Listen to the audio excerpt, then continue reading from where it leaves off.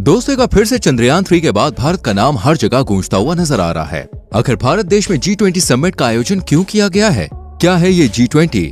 ये बैठक भारत में कितने दिन चली और क्यों देश विदेश की सरकार भारत की तारीफ करते हुए थक नहीं रही? आखिर भारत ने कौन कौन से पकवान G20 में आए गेस्ट्स के सामने पेश किए जिन्हें चख कर ये भारत के फैन हो गए? अगर आप भी जानना चाहते हैं इन सभी सवालों के जवाब तो हमारे संग वीडियो के आखिर तक बने रहें। चलिए फिर शुरू करते हैं। दोस्तों, भारत न सिर्फ देश की साफ सफाई और टेक्नोलॉजी पर ध्यान दे रहा है, बल्कि भारतीय सरकार इन कोशिशों में भी लगी हुई है कि सोने की चिड़िया कहे जाने वाला भारत तरक्की के मामले में दूसरे देशों को पछाड़ कर आगे बढ़ जाए। और जहां आज इसे विकसित देशों के बजाय विकासशील देश कहा जाता है, आगे जाकर यही देश विकसित देश बनकर लोगों के सामने उभरे। इसके लिए भारत सरकार भारत को एक कदम आगे बढ़ाते हुई नजर आ रही है और इसी एक पहल में G20 का नाम भी शामिल है। वैसे G20 को ग्रुप ऑफ 20 भी कहा जाता है। ये यूरोपियन यूनियन और 9 देशों का एक समूह है। इसका गठन साल 1999 में हुआ था। हर साल किसी न किसी देश में यह बैठक होती है और सभी देशों के प्रतिनिधि एक साथ बैठकर वैश्विक अर्थव्यवस्था को कैसे आगे बढ़ाना है, इस पर चर्चा करते हैं। G20 समिट एक मंत्री स्तरीय मंच है जिसे G7 द्वारा विकसित और विकासशील दोनों अर्थव्यवस्थाओं की मदद से ऑर्गेनाइज किया गया है। भारत की बात करें तो G20 समिट को दिल्ली के प्रगति मैदान के भारत मंडपम में 9 और 10 सितंबर को आयोजित किया गया। भारत की ये बैठक पूरी तरह से दोस्तों सफल रही। इस बार भारत सरकार ने इसे सफल बनाने के लिए बहुत मेहनत की और देश विदेश से आए नेताओं के सम्मान के लिए दिल्ली को एकदम दुल्हन की तरह सजाया गया और इनकी सुरक्षा के लिए खास इंतजाम भी किए गए। साथ ही स्कूल कॉलेजेस भी बंद कर दिए गए थे ताकि इस चर्चा में कोई भी डिस्टर्बेंस ना हो और इन मेहमानों के स्वागत की जिम्मेदारी केंद्रीय राज्य मंत्रियों के कंधों पर डाली गई थी। चलिए आपको बताते हैं किस तरह भारत की शान बढ़ाते हुए मोदी जी और हमारे देश के प्रधानमंत्री ने इन मेहमानों का स्वागत किया। लेकिन इसके बारे में जानने से पहले अगर आपने हमारी वीडियो को लाइक नहीं किया तो जल्दी से वीडियो को लाइक कर दीजिए और चैनल पर नए हैं तो प्लीज सब्सक्राइब जरूर करें। 9 सितंबर को जब बैठक की शुरुआत हुई तो प्रधानमंत्री सम्मेलन स्थल भारत मंडपम पहुंचे और वहां पे उन्होंने बहुत अच्छे से इन सभी का वेलकम किया। उसके बाद शिखर सम्मेलन की फर्स्ट मीटिंग सुबह 10:30 बजे के लगभग शुरू हुई। इस बार G20 बैठक की मोटो की बात करें तो वो है एक पृथ्वी, एक परिवार, एक भविष्य। पहली मीटिंग में ही मोदी जी ने सभी हेड्स को अपनी बातों से राजी कर लिया। पहले सेशन में अफ्रीकी संघ को G20 का सदस्य बनने को लेकर मोदी जी ने बात की और सबके साथ की भावना को ध्यान में रखते हुए ये प्रस्ताव भारत ने सभी देशों के सामने पेश किया और कहा कि अगर आप सब इस बात पर राजी हैं तो हमें अफ्रीकी संघ को G20 का हिस्सा बना लेना चाहिए और उसे भी G20 की सदस्यता दी जानी चाहिए। बस फिर क्या था, मोदी जी के इन शब्दों को सुनकर सभी देशों के प्रतिनिधियों का दिल भर आया और विदेश मंत्री एस जयशंकर, कोमोरोस संघ के प्रेसिडेंट अध्यक्ष मिस्टर अजाली असोमानी को G20 मंच की मेज पर उनकी सीट तक ले गए। मोदी जी की बात की इज्जत और मिलनसारी देखकर अजाली असोमानी ने प्रधानमंत्री मोदी जी को गले भी लगाया। ये देखकर दक्षिण अफ्रीकी प्रतिनिधि ने कहा कि उनके देश को उम्मीद थी कि शिखर सम्मेलन के दौरान G20 में AU अफ्रीकी संघ को अपने साथ जोड़ लिया जाएगा। उम्मीद है कि इस पहल से अफ्रीकी संघ के जो देश है वो G20 के दूसरे देशों के काफी करीब आ जाएंगे और भविष्य में उनके लिए खड़े भी होंगे। कुल मिलाकर देखा जाए तो यह बैठक देशों की अर्थव्यवस्था के साथ साथ उनके रिश्ते भी मजबूत करने के लिए आयोजित की गई है ताकि सबकी सहमति से पूरी दुनिया का सुधार किया जा सके। इस G20 समिट में शामिल देशों के बारे में बात की जाए तो इसमें 19 देश और यूरोपियन यूनियन के 27 सदस्य शामिल हैं, जैसे अर्जेंटीना, ऑस्ट्रेलिया, ब्राजील, कनाडा, चीन, France, Germany, Bharat, Indonesia, Italy, Japan, south Korea, Mexico, रूस, सऊदी अरेबिया, दक्षिण अफ्रीका, टर्की, यूके और अमेरिका।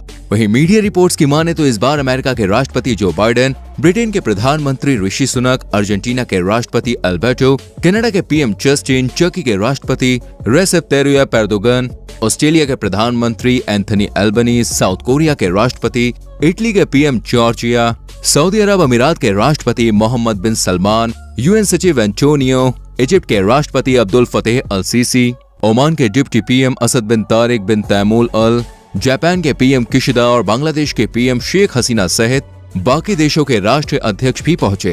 ये राष्ट्रीय अध्यक्षों की मीटिंग है और इसीलिए इस बार बैठक में लगभग सभी देशों के राष्ट्रीय अध्यक्ष शामिल हुए हैं।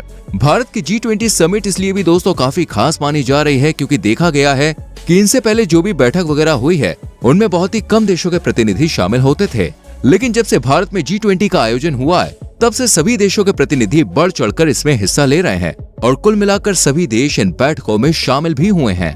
अगर आपको अभी ये समझ में नहीं आया है कि आखिर ये बैठक क्यों की जा रही है और इससे क्या फायदा होने वाला है, तो हम आपको बता दें कि ये मीटिंग बिजनेस को आगे बढ़ाने, ऊर्जा, भ्रष्टाचार, लड़ाई, आतंकवाद, इन सभी मुद्दों को लेकर थी। वैसे इस मीटिंग का सबसे अहम मोटिव था फाइनेंशियल सपोर्ट, यानी कि आर्थिक व्यवस्था, कि कैसे देश की अर्थव्यवस्था में सुधार किया जाए। ऐसे कौन कौन से जरूरी कदम है जो कि देश की जीडीपी में इजाफा कर सकते हैं। देश की अर्थव्यवस्था को ध्यान में रखते हुए इस मीटिंग का आयोजन किया गया। आप देख ही सकते हैं दोस्तों कि ये बैठक हमारे भविष्य के लिए कितनी अहम होने वाली है। यही वजह है कि हर किसी की नजर G20 समिट पर ही टिकी हुई थी। वैसे भारत ने इस मीटिंग को खास बनाने में कोई कसर नहीं छोड़ी। स्वागत से लेकर सुरक्षा तक और सफाई से लेकर खान पान तक हर एक चीज की फैसिलिटी खास से खास रखी गई थी। G20 समिट में खान पान देखकर तो लोगों की आंखें बिल्कुल चारी हो गईं, क्योंकि भाई मोदी जी ने इस खाने के जरिए अपने देश की संस्कृति को दूसरे देश के सामने पेश किया था। और जिस खास अंदाज में खाने का इंतजाम किया गया वो वाकई काबिले तारीफ था। इस खाने की थीम भारत ने शाकाहारी ही रखी थी। बड़े से बड़े नेताओं ने भी इस शुद्ध शाकाहारी भोजन को बड़े मजे से खाया। विदेशी मेहमानों को भारत के जायकेदार शाकाहारी खाने का स्वाद चखाने की तैयारी काफी दिनों से जोरों शोरों से की जा रही थी। और जब भाई ये कड़ी मेहनत से पके पकवान डिनर टेबल पर सजे और मेहमानों ने इसका स्वाद चखा तो हर कोई इसका दीवाना हो गया और हर किसी की जुबान पर सिर्फ और सिर्फ भारतीय खाने का ही जिक्र था। खाना परोसने के लिए बर्तन भी काफी स्पेशल रखे गए थे। चांदी के बराक में लगे बर्तनों में इन विदेशी मेहमानों को खाना दिया गया, जो कि डिनर टेबल की शोभा बढ़ाते हुए नजर आए। इस खाने में भारत ने ज्वार बाजरा से बने पकवान शामिल किए थे। भारत की इस पहल पर संयुक्त राष्ट्र ने साल 2023 को इंटरनेशनल ईयर ऑफ मिलेट घोषित भी किया है।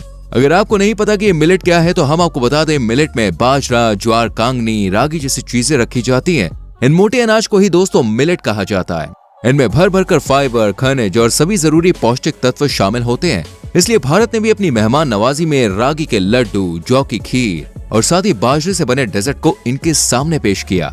इनके अलावा भी डिनर में भारतीय रीजनल डिश को शामिल किया गया, जैसे बिहार का लिट्टी चोखा, राजस्थान का दाल बाटी चूरमा, पंजाब का फेमस दाल तड़का, जीरा पुलाव, वहीं उत्तर प्रदेश की मसूर ज्वार दाल तड़का, पनीर लबाबदार, दक्षिण भारत का उत्तपम इडली, मसाला डोसा, केरल के लाल चावल के साथ कटहल डेजर्ट, आंध्र प्रदेश का सब्ज कोरमा, काजू मटर मखाना, साथ ही दही भल्ला, गोलगप्पा, समोसा, बड़ा पाव और चटपटी चाट भी रखी गई थी।